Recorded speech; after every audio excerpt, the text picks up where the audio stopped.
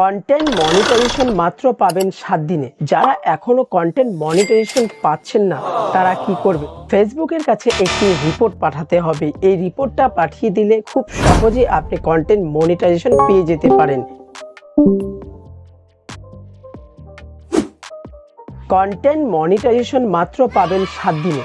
যদি আপনি content monetization video পাওয়ার যোগ্য থাকেন, আমি কিন্তু 7 দিনে কন্টেন্ট মনিটাইজেশন পেয়েছি। তো এটা হচ্ছে আমার ফেসবুক প্রোফাইল।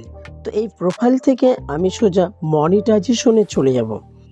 তো এই যে মনিটাইজেশন দেখতে পাচ্ছ, দেখিয়ে দিচ্ছি একটু স্ক্রিন করে।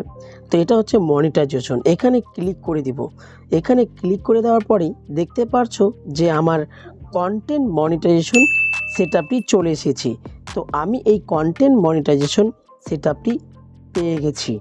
যদি আপনি প্রত্যেকদিন ভিডিও আপলোড করো তাহলে কিন্তু আপনি কন্টেন্ট মনিটাইজেশন পেয়ে যাবেন।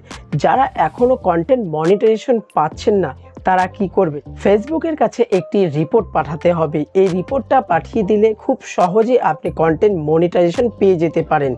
যদি এই রিপোর্টটা পাঠিয়ে দেন তাহলে 1 সপ্তাহের মধ্যে আপনি আপনার কন্টেন্ট মনিটাইজেশন পেয়ে যেতে পারেন। তো চলো সম্পূর্ণ ভিডিওটা আপনাকে স্ক্রিনের মাধ্যমে বুঝিয়ে দিচ্ছি। ফোনে যে ক্রোম ব্রাউজারটি আছে সেটা চালু করে সেখানে সার্চ করবেন কন্টেন্ট মনিটাইজেশন অ্যাপ্লিকেশন। সেটা সার্চ করার পরে দ্বিতীয় নম্বরে ক্লিক করবেন।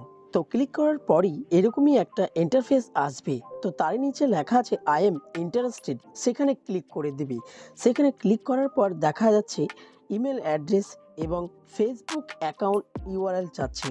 তো সেগুলো দিয়ে দিবেন সেখানে। ঠিক তারই নিচে যে বাক্সটি আছে সেখানে কিছু করতে হবে না, তার নিচে যে লেখাটি আছে ডু দিস, এখানে ক্লিক করে দেওয়ার পরে আবেদনটি চলে যাবে।